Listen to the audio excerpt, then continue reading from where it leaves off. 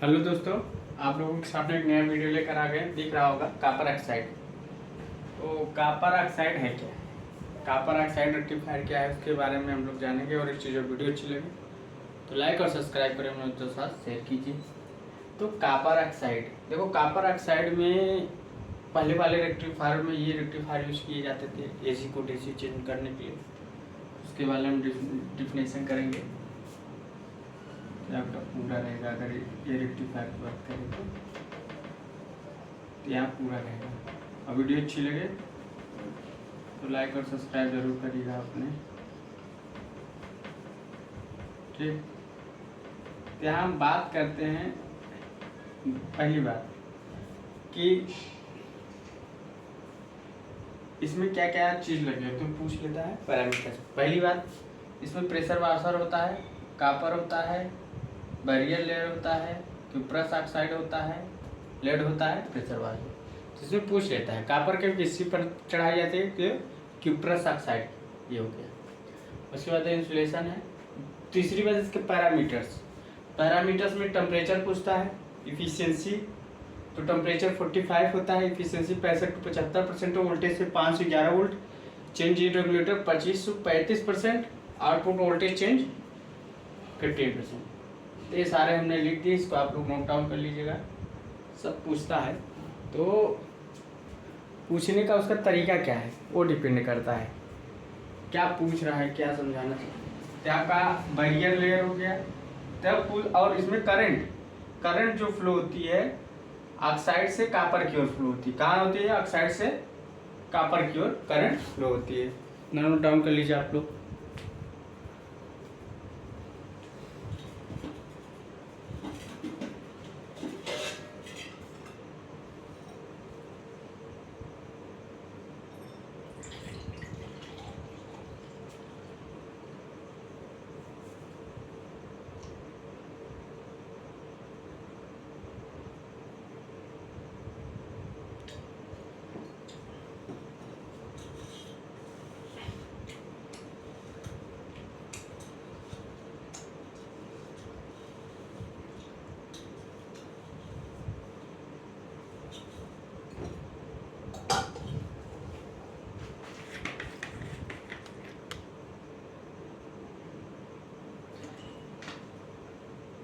Note down कर लीजिए आप लोग।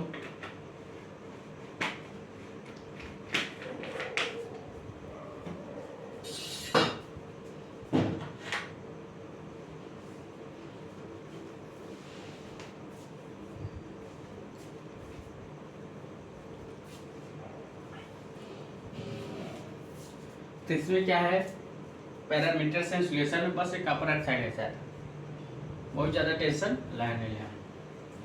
कभी आ सकता है, आज तक तो एग्जाम में आए ना, अगर आने को आ सकता है, जो आज तक एग्जाम में वही कभी फिगर इसे देख देगा, पूछेगा किसका फिगर है तो कॉपर ऑक्साइड का है। याद रख, करंट किधर से फ्लो होती है ऑक्साइड से कॉपर के, इसका पैरामीटर्स पूछ सकता है तो इसका पैरामीटर्स याद रखिएगा।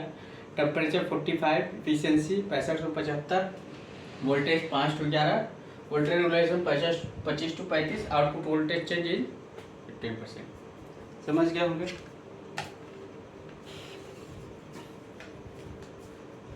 आइए आगे चलते हैं और जानते हैं। अब हम सेलेनियम रेक्टिफायर की बात करते हैं। किसकी? सेलेनियम रेक्टिफायर, ठीक, तो टाइम कर चुके होंगे। तो सेलेनियम रेक्टिफायर, अब अगला चलता है सेलेनियम रेक्टिफायर, ठीक।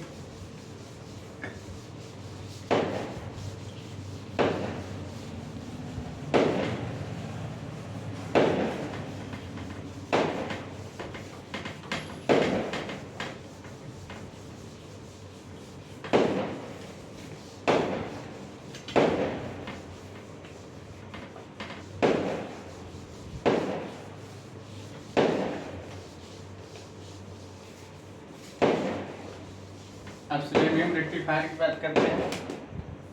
तो सेलेनियम रेक्टिफायर, ये रेक्टिफायर बहुत कम ही लोग पढ़ाते हैं क्योंकि बहुत पुराना हो गया है। अगर आ गया तो पुराना नया हो जाता है। इसलिए आप लोगों को छोटी छोटी बातों का ध्यान देना पड़ेगा, जो कि रेक्टिफायर, तो सेलेनियम रेक्टिफायर।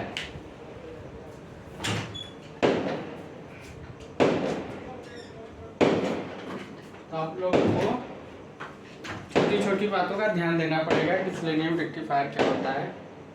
ठीक, तो कभी अगर आ गया तो छोटी पुरानी चीज आ जाती है।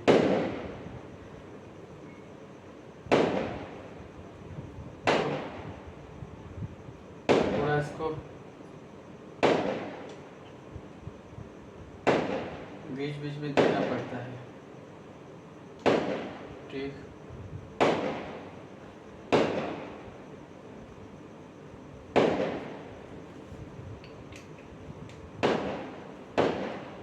अब बात कीजिए सेलेनियम रेक्टिफायर।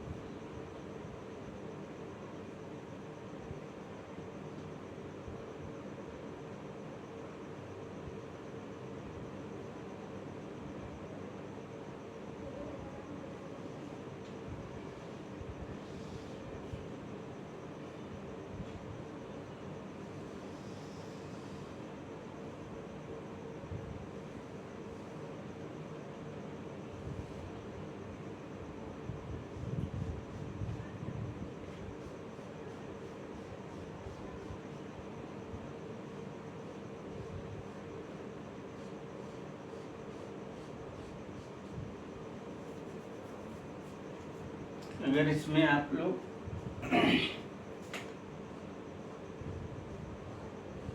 बड़ी जल्दी चीज नहीं हो,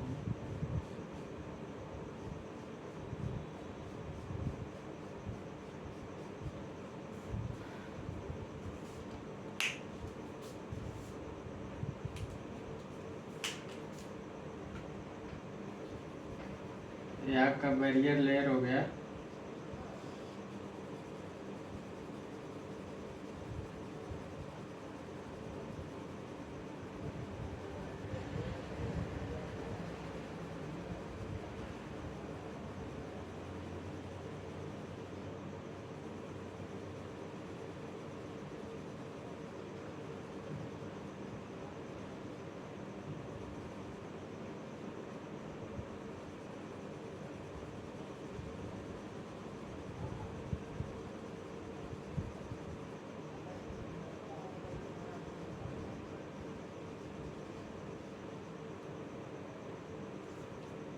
ठीक, तो हम लोग थोड़ा सा इसको इम्प्रूवमेंट कर लेते हैं।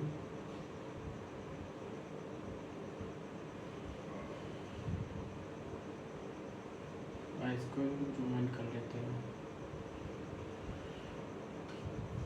अब देखिए आपका ये बेस इलेक्ट्रोड, इसको बोलते हैं, क्या बोलते हैं, बेस इलेक्ट्रोड। ठीक, अब बेस इलेक्ट्रोड, इसको क्या बोलते हैं, सेलेनियम। कितना है, 0.05 मिलीमीटर की परत होती है। इसको बोलते हैं बैरियर लेयर। क्या बोलते हैं, बैरियर लेयर। इसको क्या बोलते हैं, काउंटर इलेक्ट्रोड।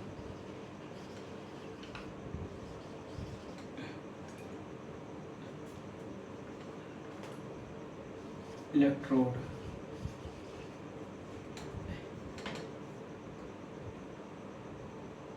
उसके बाद ये पीतल, पीतल को ब्रास, ब्रास माने पीतल, brass. Contact electrode, electrode base contact, brass contact electrode बोल सकते हैं। ये आपका सेलेनियम है। अब देखो इसका जो बेस इलेक्ट्रोड बना होता है इसमें एल्युमिनियम और स्टील, इसकी एल्युमिनियम स्टील की लेयर चढ़ा, एल्युमिनियम स्टील की परत पर हम लोग निकिल की परत चढ़ाते हैं। इन दोनों पे किसकी परत चढ़ा देंगे? निकिल की। किसकी? निकिल का, इसे बोलते हैं निकिल,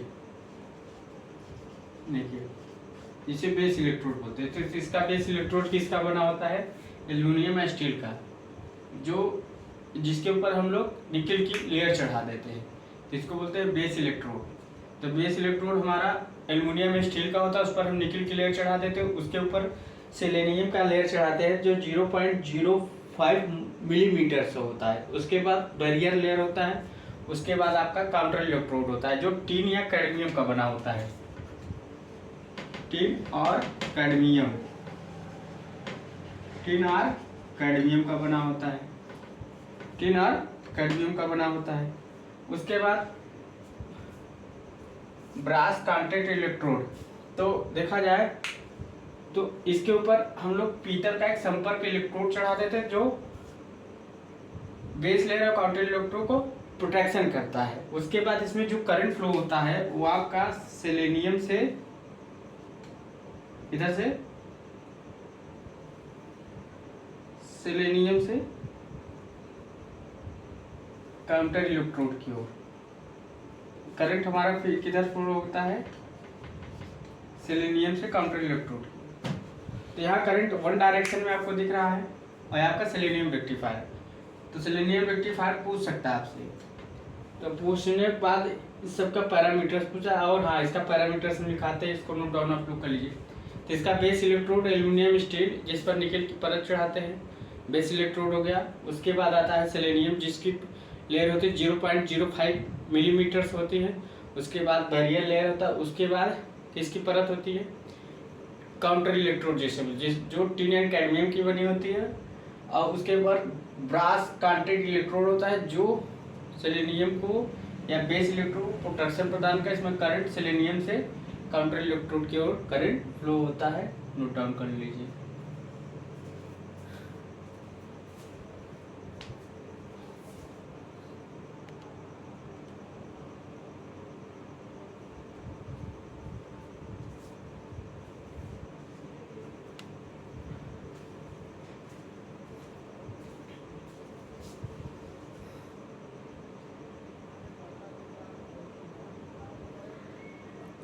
ये तो आपका हो गया सेलेनियम रेक्टिफायर।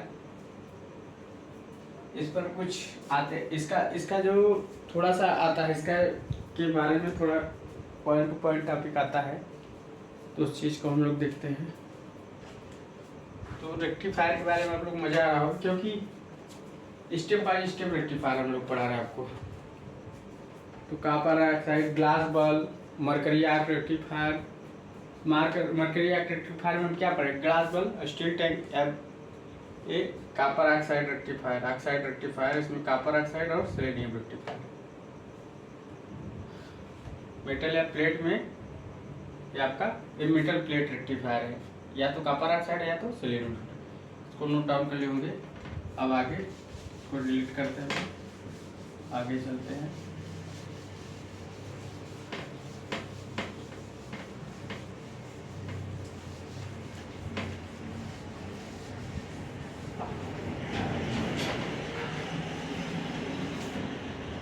अब आगे हम लोग क्या चलते हैं, इसका पैरामीटर्स लिखते हैं। तो टेम्परेचर लिख लेते हैं। टेम्परेचर कितना होना चाहिए? टेम्परेचर इसका 75 डिग्री होना चाहिए। एफिशिएंसी कितना होना चाहिए? 75 to 85%।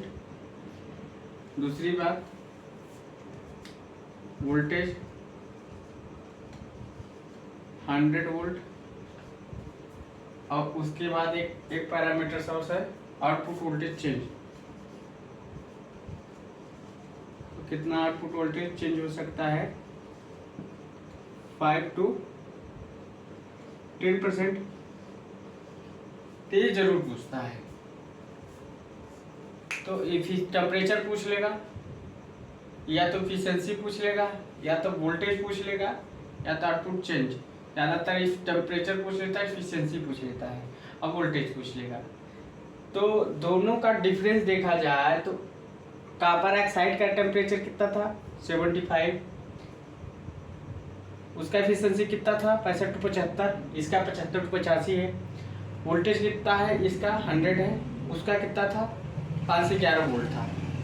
आउटपुट वोल्टेज उसमें 5 से 10% था। Voltage regulation 25 to 35। तो देखा जाए सेलेनियम रेक्टिफायर हम कॉपर ऑक्साइड के अपेक्षा यूज कर सकते, क्योंकि इसका वोल्टेज भी ज़्यादा है। उसका 5 से 11 वोल्ट था, इसका 100 वोल्ट है। एफिशिएंसी उसका 65 to 75, इसका एफिशिएंसी 65, इसका 75 to 85 है। इसका टेम्परेचर ये 75 डिग्री तक टेम्परेचर को सहन कर सकता है, मगर वो 45 डिग्री तक ही सहन कर सकता है। तो इसलिए हम इसको क्या कर सकते हैं, इसको हम सेलेनियम रेक्टिफायर के अपेक्षा कॉपर रेक्टिफायर को यूज कर सकते हैं, क्योंकि जो इसके सारे कैरेक्टरिस्टिक को बता रहे हैं कि हमारा जो सेलेनियम रेक्टिफायर हो वो कॉपर रेक्टिफायर की अपेक्षा ज़्यादा बेनिफिट रहेगा। तो ये आपके सामने आज हमने कॉपर ऑक्साइड रेक्टिफायर और सेलेनियम रेक्टिफायर पढ़ाया। तो आप लोग इसका नोट्स बनाइएगा, अब धीरे धीरे और आते जाएंगे एनालॉग इलेक्ट्रॉनिक्स। So thanks.